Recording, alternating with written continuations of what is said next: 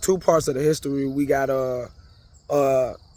man side and then we got demon side. I'm gonna just keep it a blunt. So THOTH is what a lot of people know about his emerald tablets, which if you look at his emerald tablets, it was written in Paleo Hebrew, what people call the Phoenician writings, Semitic, ancient writings, which was the first language that was actually spoken before that language was confounded in Babel. Now, this is why I say you got to read the scripts, because both of these things go hand in hand. Then you got the other side of the history where you got Enoch, his testaments, which they took out of Christianity.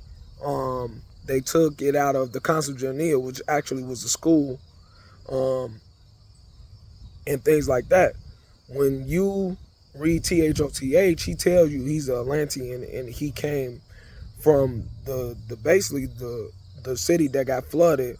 When you go back in Genesis, the reason why he flooded the city because it was very wicked, and they start sleeping with the fallen angels start sleeping with women, and they created Nephilims, and then after that they even start sleeping with animals.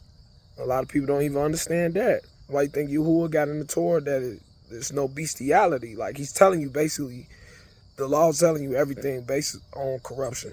But you got people like Billy Carson that actually read out the NIV, which is very distorted. It's more distorted than majority of the Bibles, and of course he's gonna come up with stuff because he's on their side with THOTH and the antediluvian and the Anunnakis.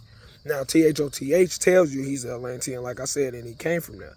He went to the people called Kim. And it say Kim, the barbarians, the hairy ones. Now, go back, and this is why I tell people sometimes it's best to kind of learn a little bit of Hebrew, or at least to get your strong concordance Bible, when you go back and you look at the word, or you look at the person Ham. You know, Noah 3 sons, Shem, Ham, and Japheth, or we say Sham, Ham, and Yapat. So Ham, or Ham, which is the transliteration, would be Khem, but you say Ham like hum.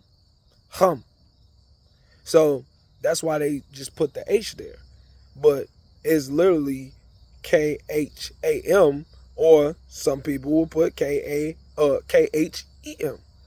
which is Kim. This is where you get chemistry and things like that from.